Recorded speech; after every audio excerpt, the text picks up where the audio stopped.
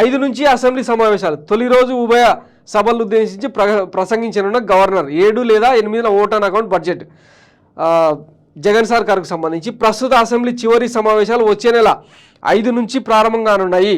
తొలి రోజు ఉభయ సభలను ఉద్దేశించి గవర్నర్ జస్టిస్ అబ్దుల్ నజీర్ ప్రసంగించనున్నారు. గవర్నర్ ప్రసంగం ముగిశాక శాసనసభ వ్యవహారాల సలహా కమిటీ భేటీ అయి సమావేశాల ఎజెండాను ఖరారు చేయనుంది. సమావేశాలు 5 రోజుల పాటు నిర్వహించున్నారు. 7 లేదా 8 రాష్ట్ర ప్రభుత్వం ఓట్ ఆన్ అకౌంట్ బడ్జెట్ను ప్రవేశపెట్టే అవకాశం ఉంది. ఫిబ్రవరి 8 నుంచే రాజ్యసభ అభ్యర్థుల నామినేషన్ స్వీకరణ మొదలవుతుంది. ఈ సందర్భంగా తమ పార్టీ ఎమ్మెల్యేలకు మాక్ పోలింగ్ నిర్వహించేందుకు అధికార వైకాపా సన్నద్ధమవుతుంది అని చెప్పి వార్త అనమాట. ఈ బడ్జెట్ సమావేశాల్లోనే రైతు రుణమాఫీకి సంబంధించి ఒక క్లియర్ కట్ ఇండికేషన్ ఇవ్వబోతుందన్నమాట జగన్ సర్కారు. ఇందులో భాగంగానే మరికొన్ని ప్రజాకర్షక పథకాలు, ఇప్పటిదాకా నవరత్నాలను చెప్పి అమలు చేసినామని చెప్పుకుంటున్నారు కదా, నెక్స్ట్ వాటికి అదనంగా మరికొన్ని ఉన్నవాటిని కొనసాగిస్తూనే మరికొన్ని అమలు చేస్తామని చెప్పి హామీ ఇచ్చే అవకాశం ఉంది. ఇక రాజ్యసభలో అని రాశారు కదా, ఒకసారి ఇక్కడ చూడండి. రాజ్యసభ ఎన్నికలకు యాక్షన్ ప్లాన్ అంట. ఈయనకుండే బలం ఎంత? రాజ్యసభ ఎన్నికలకు టీడీపీ యాక్షన్ ప్లాన్. బలం లేకుండా పోటీకి సిద్ధం. 50 మంది ఎమ్మెల్యేల మద్దతు ఉందని ప్రకటన. అంతర్మదనంలో అధికార పార్టీ. రాష్ట్రంలోని 3 రాజ్యసభ స్థానాలకు ఫిబ్రవరి 27న ఎన్నికలు జరగనున్నాయి. అసెంబ్లీలో బలాబల ప్రకారం 3 సీట్లు అధికార వైసీపీ వశం కానున్నాయి. టీడీపీకి 1 సీటు కూడా వచ్చే అవకాశం లేదు. అయితే తమకు 50 మంది ఎమ్మెల్యేల మద్దతు ఉందని, ఖచ్చితంగా ఒక సీటును గెలుస్తామని టీడీపీ సీనియర్ నేత గోరంట్ల బుచ్చయ్య చౌదరి ప్రకటించి రాజకీయాల్లో సంచలనం రేకెత్తించారు.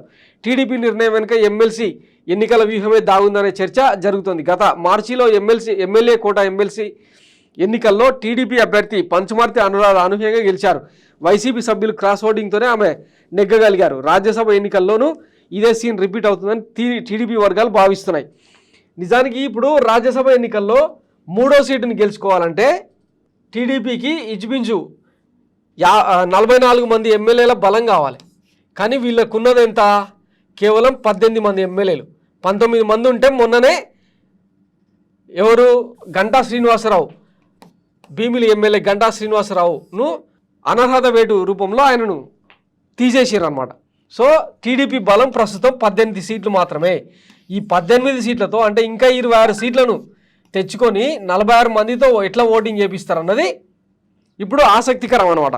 అంటే అందరినీ లాగేస్తారా? క్రాస్ ఓటింగ్ చేపిస్తారా? చెప్పేవేమో శ్రీరంగ రీతులు, దూరేవేమో సానికొంపలు అని అంటుంటారు కదా. ప్రజాస్వామ్య విలువల గురించి, విశ్వసనీయత గురించి మాట్లాడుతూ ఉంటాడు చంద్రబాబు నాయుడు. కానీ ఇట్లాంటి శాస్త్రాలు చేస్తూ ఉంటాడు అనమాట. చూద్దాం రేపు ఏమవుతుంది అనేది. 27వ తారీఖున తెలుస్తుంది కదా. 27న జరగబోయే ఎన్నికల సందర్భంగా బయటపడుతుంది కదా చంద్రబాబు చాణక్యం ఏందన్నది. సో మొత్తం మీద దేశవ్యాప్తంగా 15 రాష్ట్రాల్లో 56 ఎంపీ స్థానాలకు ఎన్నికలు జరగబోతున్నాయి. ఇటు తెలంగాణలో 3, ఆంధ్రాలో 3 సీట్లకు ఎన్నికలు జరుగుతున్నాయి అన్నట్టు. ఈ 3ఇంట్లో ఒక స్థానాన్ని గెలుచుకుందామని వీళ్ళ తాపత్రయం అన్నట్టు. మీరు ఎన్ని కథలు పడ్డా రేపు ప్రజాకోర్టులో వాతలు తినడం గ్యారంటీ.